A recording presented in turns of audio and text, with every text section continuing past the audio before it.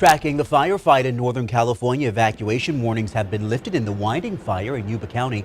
It started just before 5 Monday night near Oregon House. It has burned 82 acres and is now 65% contained. We're also tracking the Washburn Fire in Yosemite National Park. More than 4,800 acres have burned and it is 58% contained. It was burning very close to the giant sequoias, and ABC 10's Luke Clary has a look at the efforts to save the giants. They're among the largest living organisms on Earth, and at more than 2,000 years old, some of the giant sequoias found in Yosemite's Mariposa Grove were standing here before the fall of the Holy Roman Empire. You could point to a tree and be like, that tree and Jesus were born on the same day. That tree and Caesar, same day, they were born. And that's kind of their history and timeline. And it's different than ours, and it's much bigger and greater.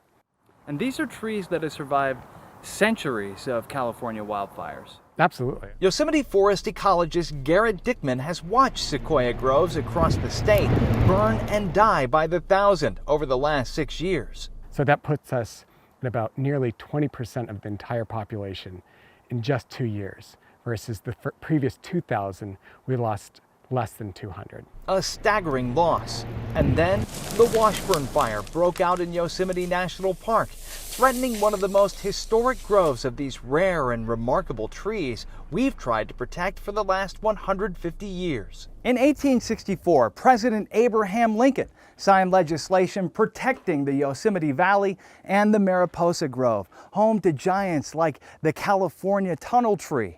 For the first time in our nation's history, setting aside some of America's natural wonders for future generations to enjoy, planting the seeds for the system of national parks that we know today. We have giant sequoias where that fire came in. It was burning around these trees. Robbie Johnson with the California Fire Management Team was here for the firefight. In a forest where lives are measured in millennia, what a difference a week can make. Yes, you know, as we listen and look around, it's just so different than when all the crews were in here, all the generators running, you know, the radios blaring, the flames, you know, the fear, and to just know that it was successful. A few trunks were scorched, but none of the park's sequoias have died. No babies that we're aware of, and no mature trees. So that's a success in my mind in many different ways. Park officials thank decades of prescribed burns, thinning surrounding forests, and reducing fuels leading to the Mariposa Grove. All these efforts have come together. The preparedness, the aggressive initial attack, the firefighting effort, and then that follow-up to just check for any remaining hotspots. It's really a great fire story. In the face of the growing ferocity and frequency of wildfires in California in our time, there's hope that future generations, perhaps 1,000 years from now, will be able to stand beneath these giants and look up with awe. ABC 10's Luke Clary reporting.